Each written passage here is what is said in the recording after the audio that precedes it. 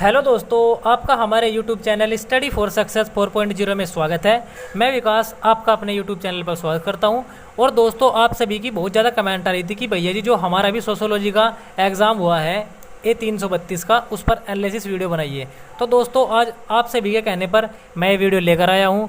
और दोस्तों, मैं आपको बता दूँ, अगर आप अभी तक हमारे चैनल पर नए हैं तो हमारे चैनल को सब्सक्राइब कर लें और बेल आइकन को प्रेस करना ना भूलें, जिससे कि आपको आने वाली वीडियो का नोटिफिकेशन टाइम पर मिलता रहे। और दोस्तों, आप सभी को जो हमारे BA फाइनल ईयर के सभी एग्ज़ाम होने वाले हैं, उनके एनालिसिस इसी प्रकार से इसी चैनल पर आपको मिलने वाला है, तो आपको टेंशन लेने की कोई ज़रूरत नहीं है दोस्तों। तो दोस्तों, चलिए वीडियो स्टार्ट करते हैं। तो देखिए दोस्तों, जो हमारे सेट है, हमारा एस सेट है, हम एस सेट का एनालिसिस करने वाले हैं दोस्तों। तो दोस्तों, आप हमारे चैनल पर बहुत ज़्यादा प्यार दिखाते हैं सभी वीडियो पर, तो दोस्तों आप सभी का बहुत बहुत दिल से धन्यवाद दोस्तों। तो देखिए हमारा पहला सवाल क्या कहता है। राधा कमल मुखर्जी के अनुसार मूल्य कितने प्रकार के हैं? जो इसका सही जवाब है दोस्तों, वो हो जाएगा ऑप्शन नंबर बी, यानी कि चार हमारा बिल्कुल करेक्ट जवाब हो जाएगा दोस्तों। तो दोस्तों देखिए अगला सवाल क्या कहता है। निम्न में से कौन मूल्यों की उपयोगिता से संबंधित है? जो इसका सही जवाब है दोस्तों, वो हो जाएगा ऑप्शन नंबर डी, यानी कि उपरोक्त सभी हमारा बिल्कुल करेक्ट जवाब हो जाएगा दोस्तों। तो दोस्तों देखिए अगला सवाल क्या कहता है। मानवीय मूल्यों का द्योतक क्या है? जो इसका सही जवाब है दोस्तों, वो हो जाएगा ऑप्शन नंबर सी, यानी कि सामाजिक संबंध हमारा बिल्कुल करेक्ट जवाब हो जाएगा दोस्तों। तो दोस्तों इस प्रकार से देखिए अगला सवाल क्या कहता है। भारतीय इतिहास की मार्क्सवादी दृष्टि से व्याख्या किसने की है? जो हमारा इसका बिल्कुल सही जवाब है दोस्तों, वो हो जाएगा ऑप्शन नंबर ए, यानी कि DP मुखर्जी हमारा बिल्कुल सही जवाब हो जाएगा दोस्तों। तो दोस्तों देखिए अगला सवाल। निम्न में से कौन सा चिंतक फ्रांस से संबंधित है? जो उसका हमारा बिल्कुल सही जवाब है दोस्तों, वो हो जाएगा ऑप्शन नंबर ए, यानी कि कार्ल मार्क्स हमारा बिल्कुल सही जवाब है दोस्तों। तो दोस्तों देखिए हमारा अगला सवाल क्या कहता है। विस्तृत रूप से समाजशास्त्र को जीवित प्राणियों के एक दूसरे के संपर्क में आने के फलस्वरूप उत्पन्न होने वाली अंतःक्रियाओं का अध्ययन माना जाता है। समाजशास्त्र की यह परिभाषा किसने प्रस्तुत की है? जो हमारा इसका बिल्कुल सही जवाब है दोस्तों, वो हो जाएगा ऑप्शन नंबर बी, गिलीन एवं गिलीन ने हमारा बिल्कुल सही जवाब है दोस्तों। तो दोस्तों इस प्रकार से बढ़ते हैं अगले सवाल की ओर। सोकोरिन द्वारा प्रस्तुत समाजशास्त्र की परिभाषा की मुख्य विशेषता क्या है? जो इसका बिल्कुल सही जवाब है दोस्तों, वो हो जाएगा ऑप्शन नंबर ए, यानी कि समाजशास्त्र एवं सामान्य विज्ञान हमारा बिल्कुल सही जवाब हो जाएगा दोस्तों। तो दोस्तों देखिए अगला सवाल। फ्रांसीसी क्रांति की महत्वपूर्ण उपलब्धि क्या थी? जो हमारा इसका बिल्कुल सही जवाब है दोस्तों, वो हो जाएगा ऑप्शन नंबर डी, यानी कि उपरोक्त सभी हमारा बिल्कुल सही जवाब हो जाएगा दोस्तों। तो दोस्तों देखिए अगला सवाल क्या कहता है। यूरोप में फ्रांसीसी क्रांति के समय कौन शासन कर रहा था? इसका जो सही जवाब है दोस्तों, वो हो जाएगा ऑप्शन नंबर बी, यानी कि लुई 16 हमारा बिल्कुल सही जवाब है दोस्तों। तो दोस्तों देखिए अगला सवाल। फ्रांस में क्रांति कब घटित हुई? इसका जो एकदम सटीक जवाब है दोस्तों, वो हो जाएगा ऑप्शन नंबर सी, यानी कि 1789 हमारा बिल्कुल सही जवाब हो जाता है दोस्तों। तो दोस्तों देखिए अगला सवाल क्या कहता है। निम्न पुस्तकों में से कौन सी काम्ट द्वारा रचित नहीं है? जो इसका बिल्कुल सही जवाब है दोस्तों, वो हो जाएगा ऑप्शन नंबर सी, यानी कि रिलीजन ऑफ ह्यूमैनिटी हमारा बिल्कुल सही जवाब है दोस्तों। तो दोस्तों देखिए अगला सवाल। समाजशास्त्र समाज का विज्ञान है, यह किसका कथन है? इसका जो सही जवाब है दोस्तों, हो जाएगा ऑप्शन नंबर सी, वार्ड हमारा बिल्कुल करेक्ट जवाब है दोस्तों। तो दोस्तों देखिए अगला सवाल। समाजशास्त्र सामाजिक व्यवस्था और प्रगति का विज्ञान है, यह कथन किसका है? इसका जो सही जवाब है दोस्तों, हो जाएगा ऑप्शन नंबर ए, काम्ट हमारा बिल्कुल सही जवाब है दोस्तों। तो दोस्तों देखिए अगला सवाल क्या कहता है। निम्न में से कौन सा वर्ष दुर्खीम के जन्म मृत्यु से संबंधित है? जो इसका बिल्कुल सही जवाब है दोस्तों, वो हो जाएगा हमारा ऑप्शन नंबर ए, यानी कि 1858 से 1917 हमारा बिल्कुल सही जवाब है दोस्तों। तो दोस्तों देखिए अगला सवाल। अभिजात वर्ग का परिभ्रमण किसके द्वारा किया गया? इसका जो हमारा बिल्कुल करेक्ट जवाब हो जाएगा दोस्तों, वो हो जाएगा ऑप्शन नंबर ए, यानी कि पैरेटो हमारा बिल्कुल सही जवाब है। देखिए दोस्तों अगला सवाल क्या कहता है। टोटमवाद के प्रणेता है, इसका जो सही जवाब है दोस्तों, वो हो जाएगा ऑप्शन नंबर डी, यानी कि दुर्खियम हमारा बिल्कुल सही जवाब है दोस्तों। तो दोस्तों इस प्रकार से हम बढ़ते हैं अगले सवाल की ओर। देखिए दोस्तों हमारा अगला सवाल क्या कहता है।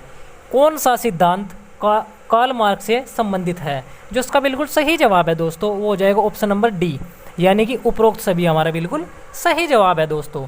तो दोस्तों देखिए अगला सवाल क्या कहता है। अलगाव किससे संबंधित है? इसका जो हमारा बिल्कुल करेक्ट जवाब है दोस्तों वो हो जाएगा ऑप्शन नंबर सी, यानी कि मार्क्स। मार्क्स हमारा बिल्कुल सही जवाब है। देखिए दोस्तों अगला सवाल, इतिहास कुलीन तंत्रों का कब्रिस्तान है, किसने कहा? इसका जो सही जवाब है वो है ऑप्शन नंबर डी, यानी कि पैरेटो हमारा बिल्कुल करेक्ट जवाब हो जाता है दोस्तों।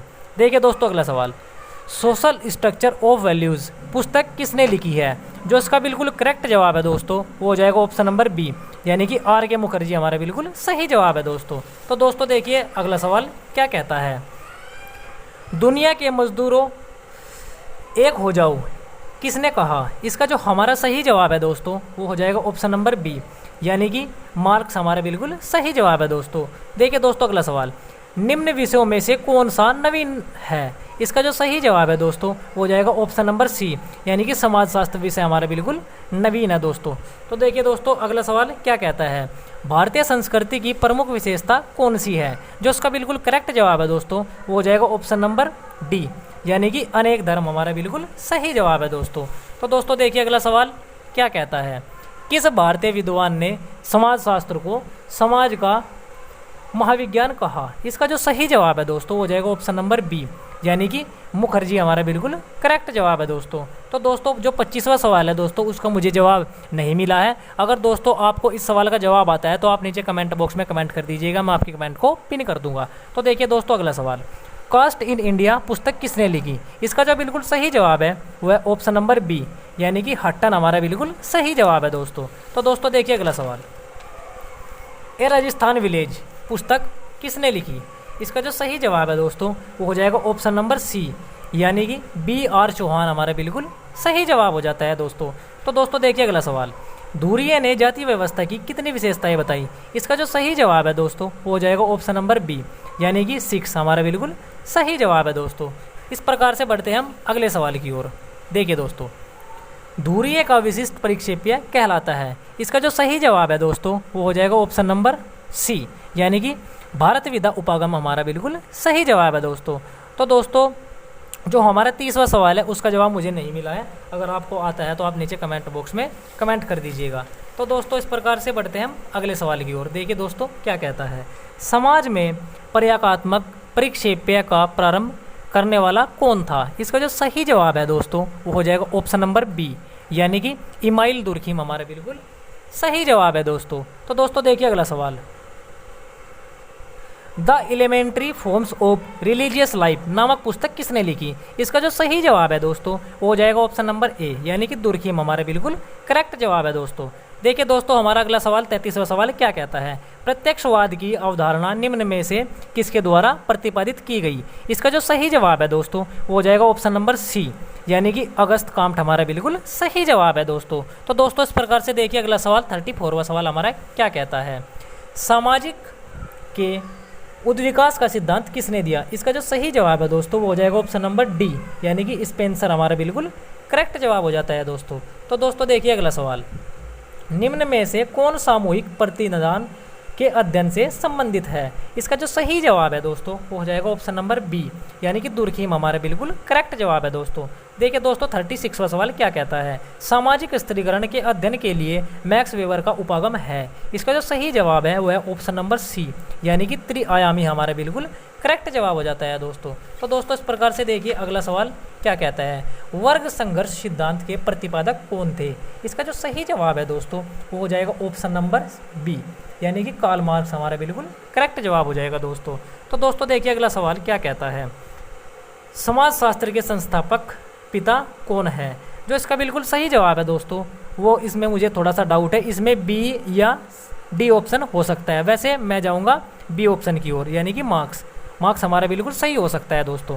तो दोस्तों देखिए 39वां सवाल क्या कहता है, सूची फर्स्ट का सूची सेकंड से मिलान कीजिए। जो हमारा दोस्तों इसका बिल्कुल सही जवाब है दोस्तों वो हो जाएगा ऑप्शन नंबर बी, यानी कि 3 2 4 1 हमारा बिल्कुल सही जवाब है दोस्तों। तो दोस्तों देखिए अगला सवाल क्या कहता है, जो कि हमारा 40वां सवाल है दोस्तों, निम्नलिखित में से किसने पूंजीवाद के विकास को प्रोटेस्टेंट धर्म की शिक्षाओं से जोड़ा है? इसका जो सही जवाब है दोस्तों वो हो जाएगा ऑप्शन नंबर सी, यानी कि मैक्स वेबर हमारा बिल्कुल सही जवाब हो जाता है दोस्तों। तो दोस्तों देखिए अगला सवाल, सैक्रेड और प्रोफेन यानी कि पवित्र और अपवित्र की अवधारणा किसने दी? इसका जो सही जवाब है दोस्तों वो हो जाएगा ऑप्शन नंबर डी, यानी कि दुर्खिम हमारा बिल्कुल सही जवाब हो जाता है दोस्तों। देखिए दोस्तों अगला सवाल जो कि हमारा 42वां सवाल है, संघर्षशील समाज एवं औद्योगिक समाज शब्दों का प्रचलन किसने किया? इसका जो सही जवाब है दोस्तों वो हो जाएगा option number B, Comte. Comte हमारा बिल्कुल करेक्ट जवाब हो जाता है दोस्तों। तो दोस्तों इस प्रकार से बढ़ते हैं अगले सवाल की ओर जो कि हमारा 43वां सवाल है। देखिए दोस्तों क्या कहता है, उत्तर प्रदेश में किस विश्वविद्यालय में समाज शास्त्र का अध्ययन सर्वप्रथम प्रारंभ हुआ? इसका जो सही जवाब है दोस्तों वो हो जाएगा ऑप्शन नंबर डी, यानी कि लखनऊ विश्वविद्यालय हमारा बिल्कुल सही जवाब हो जाता है दोस्तों। देखिए दोस्तों अगला सवाल, यांत्रिकी एवं स्वायवी एकता के आधार पर सरल और औद्योगिक समाज में अंतर किसने किया? इसका जो हमारा बिल्कुल सही जवाब है दोस्तों वो हो जाएगा ऑप्शन नंबर डी, यानी कि इमाइल दुर्खिम हमारा बिल्कुल करेक्ट जवाब हो जाता है दोस्तों। तो दोस्तों देखिए अगला सवाल क्या कहता है, काम्ट के मानव विकास के त्रिस्तरीय नियम के अनुसार निम्नलिखित में से अनुक्रम कौन सा सही है? इसका जो हमारा बिल्कुल सही जवाब है दोस्तों वो हो जाएगा ऑप्शन नंबर डी, यानी कि धार्मिक तात्विक प्रत्यक्षवादी हमारा बिल्कुल सही जवाब है दोस्तों। देखिए दोस्तों अगला सवाल जो कि 46वां सवाल है दोस्तों, इसका मुझे जवाब नहीं मिला है। अगर आपको इस सवाल का जवाब आता है तो आप नीचे कमेंट बॉक्स में कमेंट कर दीजिएगा, मैं आपकी कमेंट को पिन कर दूंगा दोस्तों। तो देखिए दोस्तों नेक्स्ट सवाल जो कि हमारा 47वां सवाल है दोस्तों, अनुसूचित जनजातियों को किसने पिछड़े हिंदू शब्द से संबोधित किया? इसका जो सही जवाब है दोस्तों वो हो जाएगा हमारा ऑप्शन नंबर बी, यानी कि जी.एस. घुरी हमारा बिल्कुल सही जवाब है दोस्तों। तो दोस्तों देखिए अगला सवाल, जे.एस. मिल ने काम्ट के नवीन विज्ञान यानी कि समाजशास्त्र के लिए क्या नाम प्रस्तावित किया था? इसका जो हमारा बिल्कुल सही जवाब है दोस्तों वो हो जाएगा ऑप्शन नंबर सी, यानी कि इथोलॉजी हमारा बिल्कुल करेक्ट जवाब हो जाता है दोस्तों। तो दोस्तों देखिए अगला सवाल जो कि 49वां सवाल है, इसका भी मुझे जवाब नहीं मिला है। अगर आपको आता है नीचे कमेंट बॉक्स में कमेंट कर दीजिएगा दोस्तों। तो दोस्तों देखिए 50वां सवाल, प्रतिस्पर्धा को शांतिपूर्ण संघर्ष के रूप में किसने वर्णित किया है? जो इसका हमारा बिल्कुल सही जवाब है दोस्तों वो हो जाएगा ऑप्शन नंबर सी, यानी कि वेबर हमारा बिल्कुल सही जवाब हो जाता है दोस्तों। तो दोस्तों इस प्रकार से हमारे यहाँ पर 50 सवाल कंप्लीट होते हैं। अगर आप अभी तक हमारे चैनल पर नए हैं तो हमारे चैनल को सब्सक्राइब कर लें और बेल आइकन को प्रेस करना ना भूलें, जिससे कि आपको आने वाली वीडियो का नोटिफिकेशन टाइम पर मिलता रहे दोस्तों। और दोस्तों आपको जितने भी हमारे BA फाइनल ईयर के एग्ज़ाम होने वाले हैं उनकी सभी का एनालिसिस इसी प्रकार से आपको इसी चैनल पर मिलने वाला है दोस्तों। तो इसी प्रकार से चैनल पर बने रहिए दोस्तों। तो देखिए दोस्तों अगला सवाल क्या कहता है जो कि हमारा 51वां सवाल है, किसने कहा है धर्म जनता के लिए अफीम है? इसका जो सही जवाब है दोस्तों वो हो जाएगा हमारा ऑप्शन नंबर सी, यानी कि कार्ल मार्क्स हमारा बिल्कुल सही जवाब है दोस्तों। देखिए दोस्तों अगला सवाल, सामाजिक स्थिरीकरण का प्रयोगात्मक सिद्धांत किसने प्रतिपादित किया है? इसका जो सही जवाब है वो हो जाएगा ऑप्शन नंबर बी, के डेविस हमारा बिल्कुल सही जवाब हो जाता है दोस्तों। तो दोस्तों देखिए अगला सवाल इस प्रकार से क्या कहता है, समाजशास्त्र में सामाजिक तथ्य के अध्ययन पर किसने बल दिया? इसका जो सही जवाब है वो है ऑप्शन नंबर डी, यानी कि इमाम दुर्खिम हमारे बिल्कुल सही जवाब है दोस्तों। देखिए दोस्तों अगला सवाल, द लाइफ डिवाइन पुस्तक के लेखक कौन है? इसका जो सही जवाब है वो हो जाएगा option number C, Shri Aurobindo हमारा बिल्कुल करेक्ट जवाब हो जाता है दोस्तों। तो दोस्तों देखिए अगला सवाल, विज्ञान के अनुक्रम के अनुसार निम्न में से कौन सा विषयों का सही अनुक्रम है? इसका जो सही जवाब है दोस्तों हो जाएगा ऑप्शन नंबर सी, भौतिकी गणित जीव विज्ञान और समाजशास्त्र हमारा बिल्कुल करेक्ट जवाब हो जाता है दोस्तों। तो दोस्तों इस प्रकार से देखिए अगला सवाल, निम्न में से किसने विकासवादी चरणों में सामाजिक चारों प्रकारों सरल यौगिक, दुगने यौगिक और तिगुने यौगिक को अभिचिन्हित किया है? तो दोस्तों इसका जो हमारा सही जवाब है दोस्तों वो हो जाएगा ऑप्शन नंबर बी, यानी कि अगस्त काम्ट हमारा बिल्कुल सही जवाब हो जाता है दोस्तों। तो दोस्तों इस प्रकार से देखिए अगला सवाल, मैक्स वेबर सत्ता को मानते थे? इसका जो सही जवाब है एकदम सटीक वाला वो है ऑप्शन नंबर बी, परंपरागत शक्ति हमारा बिल्कुल सही जवाब हो जाता है दोस्तों। देखिए अगला सवाल इसी प्रकार से, किसने कहा अब तक का सभी समाजों का इतिहास वर्ग संघर्ष का इतिहास है? इसका जो सही जवाब है दोस्तों हो जाएगा ऑप्शन नंबर सी, यानी कि कार्ल मार्क्स हमारा बिल्कुल सही जवाब है दोस्तों। तो दोस्तों अगर आपको बाहर से ना थोड़ी एक्स्ट्रा नॉइज़ आ रही है तो उसके लिए बहुत बहुत सॉरी दोस्तों। तो देखिए दोस्तों अगला सवाल क्या कहता है,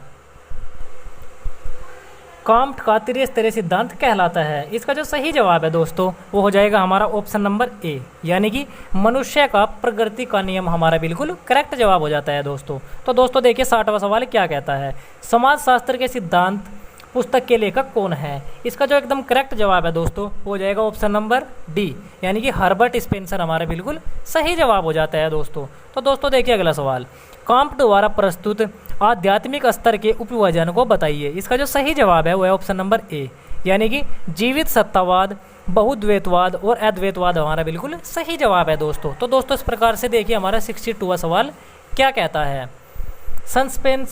सस्पेंसर ने किस नियम को मानव समाज पर लागू किया?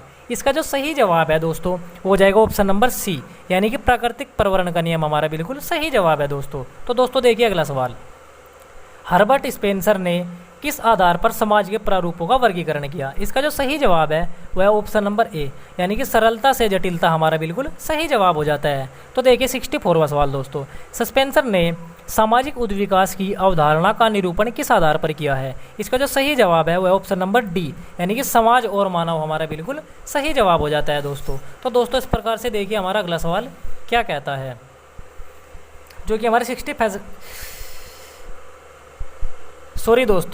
देखिए दोस्तों अगला सवाल, अनुभाविक घटना के रूप में सामाजिक तथ्यों को किस रूप में स्वीकार करना चाहिए? तो दोस्तों इसका जवाब मुझे नहीं मिला है, अगर आपको आता है आप नीचे कमेंट बॉक्स में कमेंट कर दीजिएगा। देखिए दोस्तों अगला सवाल, समाजशास्त्र को सामाजिक तथ्य के विज्ञान के रूप में किसने परिभाषित किया है? इसका जो हमारा बिल्कुल सही जवाब है दोस्तों वो हो जाएगा ऑप्शन नंबर बी, यानी कि इमाइल दुर्खीम हमारा बिल्कुल सही जवाब है दोस्तों। तो दोस्तों देखिए अगला सवाल, 67वां सवाल क्या कहता है? दुर्खीम द्वारा लिखित पुस्तकें हैं। इसका जो सही जवाब है वह ऑप्शन नंबर डी, यानी कि 2, 3 और 4 हमारा बिल्कुल सही जवाब हो जाता है दोस्तों। तो दोस्तों देखिए अगला सवाल, 68वां सवाल, दुर्खीम ने सामाजिक तथ्य की कौन सी 2 विशेषताओं का वर्णन किया है? इसका जो सही जवाब है वह ऑप्शन नंबर ए, यानी कि सरलता और जटिलता हमारा बिल्कुल सही जवाब है दोस्तों। तो दोस्तों देखिए अगला सवाल, दुर्खीम के अनुसार चाहते या ना चाहते हुए भी व्यक्ति समाज के रीति रिवाजों, परंपराओं और त्योहारों को मानता है।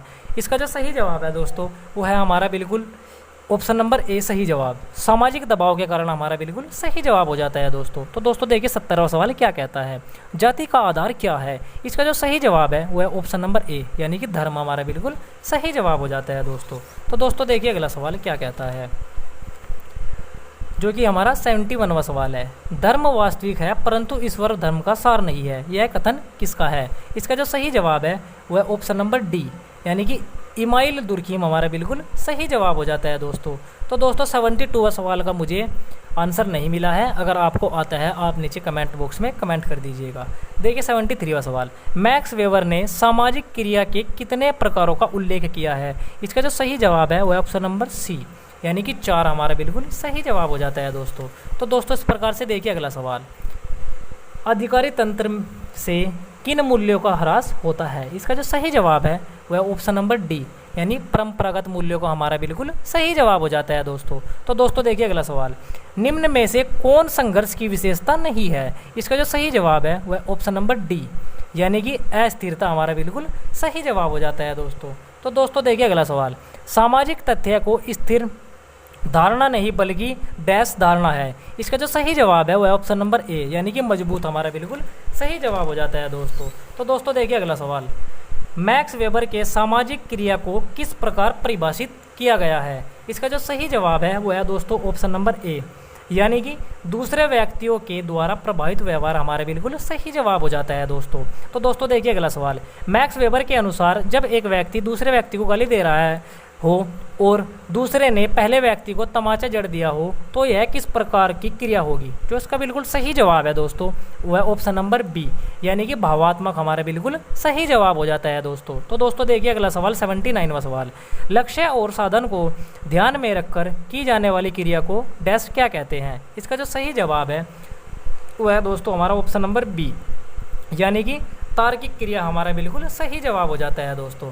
तो दोस्तों इस प्रकार से हमारा जो 80वां सवाल है क्या कहता है, देखिए दोस्तों, सभी प्रथाएं लोकाचार और रूढ़ियाँ क्रिया के अंतर्गत आती है। इसका जो सही जवाब है वह है दोस्तों ऑप्शन नंबर सी, यानी परंपरागत हमारा बिल्कुल सही जवाब हो जाता है दोस्तों। तो दोस्तों देखिए अगला सवाल, सत्ता का सिद्धांत संबंधित है। इसका जो एकदम करेक्ट जवाब है दोस्तों वह ऑप्शन नंबर ए, यानी कि राजनीतिक समाजशास्त्र से हमारा बिल्कुल सही जवाब हो जाएगा दोस्तों। तो दोस्तों देखिए 82वां सवाल क्या कहता है, इतिहास की भौतिकतावादी धारणा के अनुसार वास्तविक जीवन में उत्पादन एवं पुनरुत्थान की अंतिम रूप से निर्णायक तत्व है, यह कथन किसका है? इसका जो हमारा बिल्कुल सही जवाब है दोस्तों वो हो जाएगा ऑप्शन नंबर बी, यानी कि एंजिल्स हमारा बिल्कुल करेक्ट जवाब हो जाता है दोस्तों। तो दोस्तों देखिए इस प्रकार से हमारा अगला सवाल, जो कि हमारा 83वां सवाल है दोस्तों, देखिए मार्क्सवाद आर्थिक निर्धारणवाद के रूप में जाना जाता है, क्या यह सत्य है? जो इसका बिल्कुल सही है वो है ऑप्शन नंबर ए, यानी कि हाँ हमारा बिल्कुल सही जवाब है दोस्तों। तो दोस्तों देखिए अगला सवाल,